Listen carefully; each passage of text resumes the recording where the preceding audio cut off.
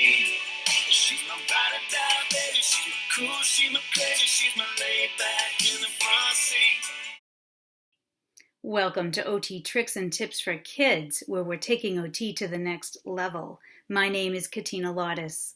Remember, if you don't see your topic, just write in so that I can address it. And please don't forget to subscribe. Now let's take a look at a problem solution video. This tip is for sensory defensive kids and how to manage the bath. In particular, this one is for sound aversive sensory defensive kids.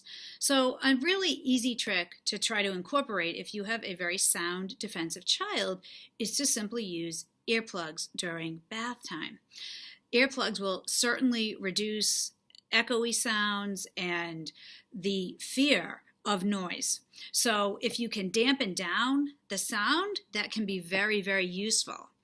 Another way to dampen sound, which is actually kind of interesting, is by giving a child something to chew, like some gum. So if you were to go this route, of course the child must be highly supervised because of the fact that there is something in the mouth, and of course they're highly supervised because they're in a bathtub.